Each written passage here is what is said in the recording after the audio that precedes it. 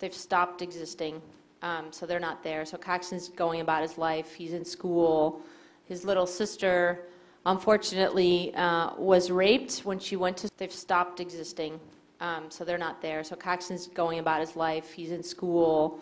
His little sister, unfortunately, was raped when she went to school, and so now she's pregnant and a single mom before the age of 17. So that's really unfortunate, but the baby's not. The babies are a blessing. So that's the story with Irene. Peter is probably going to end up being the most successful on paper because he didn't have the stress of Caxton. Peter's Caxton's younger brother. You saw in the orange shirt. He wants to be an engineer, and he said the first thing he wants to do is learn how to fix these huts and just fix everybody's buildings and roofs and just fix this and move on and fix other stuff. And Irene wanted to be a fashion designer, which was the first girl I ever heard say that rather than a teacher or some sort of standard answer. But if I can go back, like Vatsalya, this will be our third trip back to Vatsalya this year. Let's see, Ethiopia, we're going to go back. And so one of the things that we do with the NGOs is we're not just looking for a cool NGO. I'm looking for NGOs where we can build long-term relationships. So we can go back. And when we can, and the next Salam Garage trip that goes to Vatsalya this November, we're going to India. It won't be the same people, but it'll be the same NGO and roughly the same kids at the NGO. They rescue kids, homeless kids off the street and put them into this really awesome legitimate orphanage. And so we do go back. Do I personally go back to all the projects I've done? I mean, I wish I could. If I can, I do. Some I have, some I haven't, Depends. Yep. What are the individual costs of going on a trip? The costs of a Salam Garage trip they're roughly about $3,000, $3,200, which does not include your airfare. But, and that is, what we did was just mimic the same, prices of all these other kinds of trips that you can go on. So they're just based on the market. And so those are the costs, and we're finding that people who are kind of savvy, with Kickstarter or now Emphasis, or even just at-home grassroots things, they all raise everything, 100% of it, and beyond, as you can see with this one. This is the truth. This is what she's done here. And each trip varies, and that includes everything, your translators, everything. Yeah. And the other thing is 10% right off the top goes back to the NGO of every trip. So every trip that we do, we take the top 10% and give it back to the NGO.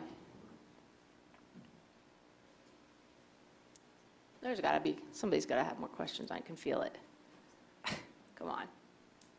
Yes? You said it earlier, but what's NGO stand for? Oh, thank you. And NGO stands for non-government organization. So, wow, thanks a lot. I've been sitting here saying it a million times. Must well speak another language. NGO stands for non-government organization. And so, who's heard of Doctors Without Borders? Okay, so that's a very well-known NGO. And so for every massive NGO like that, I would say Red Cross maybe, but I think there may be some government tie-in with Red Cross, but it's sort of that idea. So, I know a lot of people have heard of the Red Cross. So for every NGO that you've heard of, there's probably at least 2,000 that you haven't. It's basically like a nonprofit, right, in another country. I mean, it's the best analogy I can make. Thanks for asking that question. Yep. So you have to be basically like journalist/photographer. So the kinds of people that go on these trips, it's really interesting. At first, it was mostly photographers, and it was more amateurs than professionals. It's becoming professionals because we're getting coverage in things like PDN, the Photo District News, which is sort of like a professional magazine. But of course, you don't have to be a professional to read the magazine. That's ridiculous. But it's really covering the field of professional photography. So that's who went on these trips at first, basically because of just who I am. But now, I mean, in Guatemala, we had an 82-year-old woman who was a farmer down in California because the NGO that we worked with does farming with indigenous Mayans down in Guatemala. So the range is from, first of all, the age range is from like 18 to, now it's 82, just because she was 82, so that's our range.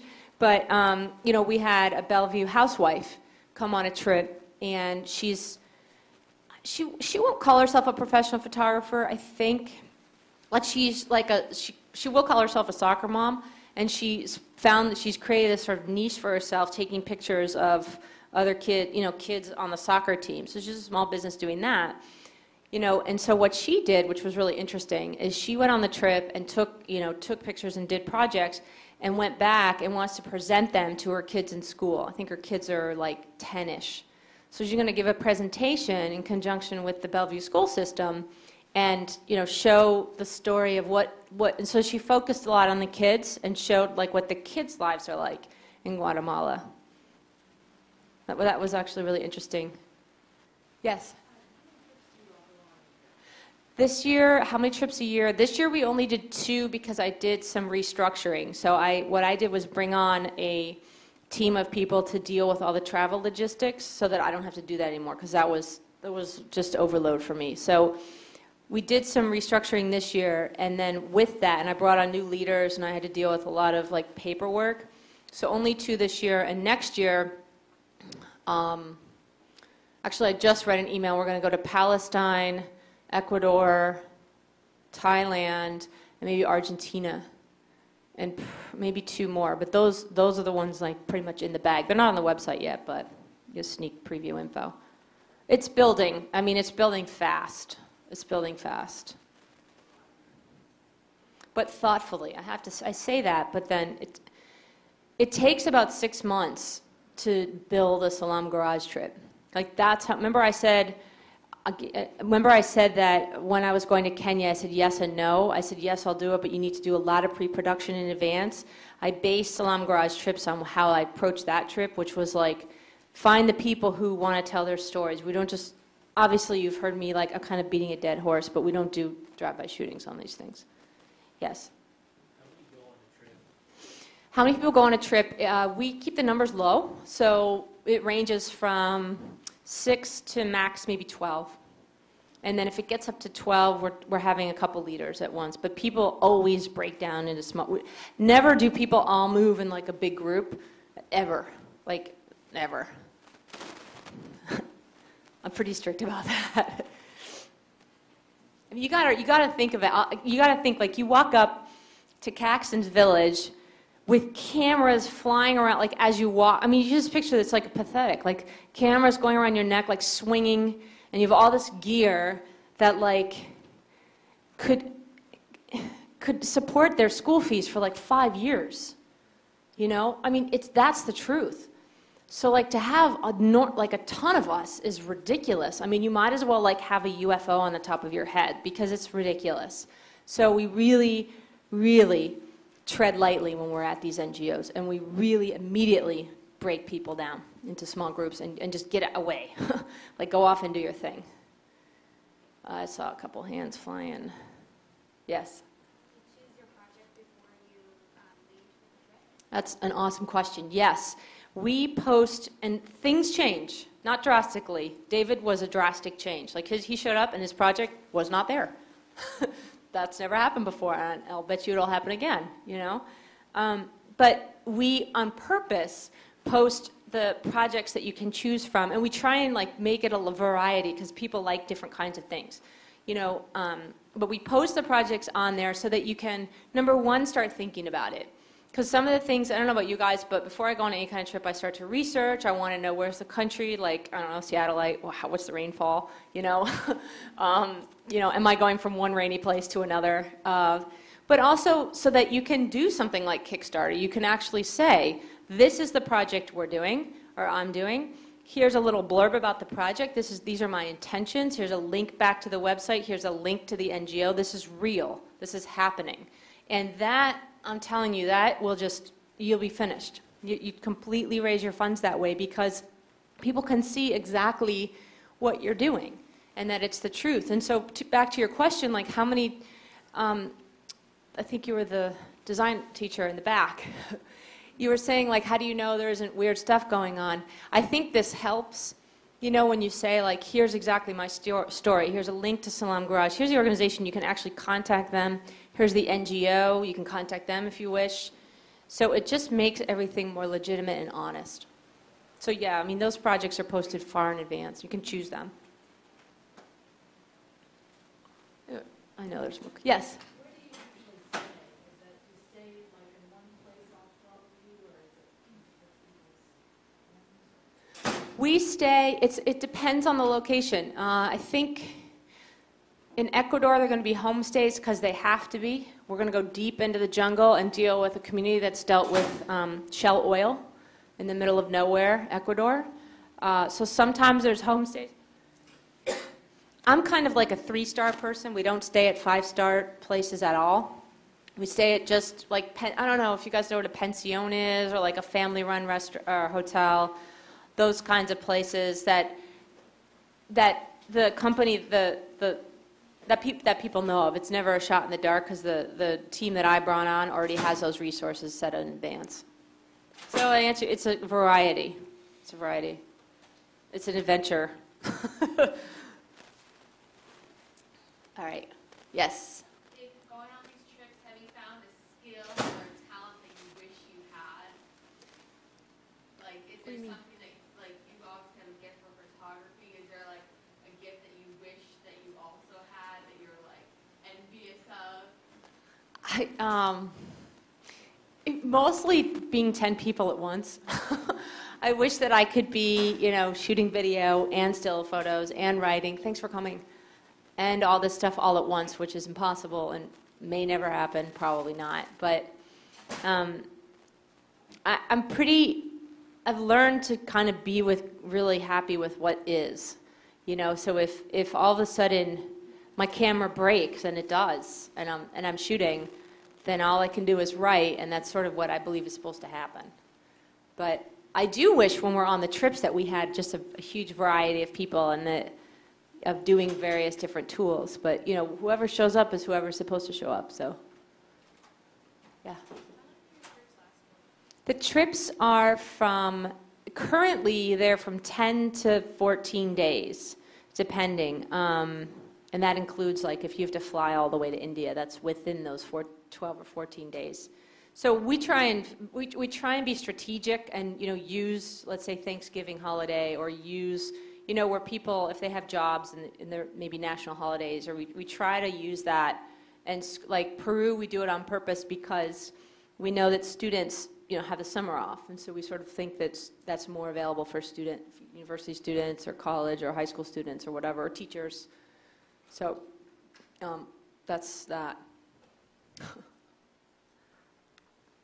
As you fly to India, it takes the whole day is shot. I don't know. Anyone here been to India? No? Peru? Oh, you've been to Peru? Cool. Ethiopia? Who here has left the country? Oh, okay, thank you. Who here has gone somewhere that is not left? Keep your hands raised. Actually, I'd love for this to get on video. I don't know if you can pan. So for all of you, raise your hands high, because video, who knows what it's going to pick up. There's not light on you. So lower your hand if it was Europe, Canada, or Mexico. Okay. So keep your hand really high. So lower your hand if it was, what's also pretty standard? Asia depends. So actually, okay, so keep your hand up. All right, now forget that. Now I'm curious. Lower your hands. That's interesting. You guys see that, like, what? That's fascinating to me. Who here has a valid passport? Nice. So you know that that's more than U.S. Congress? Do you know that? It's true. The last statistic, I'm probably wrong, so I'm just going to say that right now, but the last time I read that, it was about 12% of Congress had a valid passport. Our government. What are some other I love these hand-raised questions. Oh, go ahead. Salam means peace in Arabic. Thanks for asking that. So, and why is it called Salam Garage, right? So it's called Salam Garage because when I went on that Ethiopia trip, There's actually, I went to Eritrea, which who knows where Eritrea is? Nice. Eritrea is sort of like what you think of as Ethiopia, but all the land on the Red Sea, so that's actually Eritrea. I went to Asmara, which is the capital of Eritrea, and they have a garage. There's actually a garage there called Salam Garage. It's actually called Salam Garage. Salam also means peace, but I got it wrong, and I thought it was Salam Garage. And it's just an auto mechanic shop where the taxi drivers fix their cars. That's what it is, and it just stuck with me because Salam is peace, and a garage is like a workshop. So I thought I saw, yes. How do we decide where we go? That's an awesome question. So there's no shortage, unfortunately, there's no shortage of NGOs because like the goal of an NGO is to not exist, right? Because they're solving problems, so the goal is to solve the problem. But in the meantime, there's no shortage of NGOs. So first of all, it needs to be an NGO that can have a relationship with us, and that means a couple of things. That means, can they handle a group of people like you, like 12 of you, on their facility? Like, can they actually handle you guys? Because Americans are a pain in the butt. Like, we're the worst. Like, we need stuff now, and we need a lot of stuff, and we don't care. We're just going to buy it because we're so excited about our exchange rate. Like, we're terrible. Like, we show up with 100 cameras, and we're always in a hurry, and we're always losing stuff. We don't speak any language but English, and we're ridiculous. That's a total generalization, but it's based on some fact. Like, we're really ridiculous. So, you know, a lot of us ridiculous. I'm also ridiculous. So showing up being totally ridiculous, they have to be able to deal with that. And what that means is they can't, like, not perform surgery on a woman who could die just because we're there. Like, that's not allowed, right? So they need to have the capacity for a bunch of ridiculous Americans, you know, asking a lot of questions all the time, in camera and pictures and all that. So that's like, that's key right there. Like, can they handle us? Because we're ridiculous.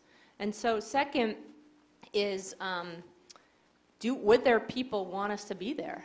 You know, like, truly, do you want us to tell your story? Do you know what that means? Like, that means we're going to ask questions, and we're going to take your picture, and we're going to show it all over the place. Like, are you okay with that? You know, are you okay with that? And people, we always ask the wrong questions. We don't know the culture. We're in and out of there.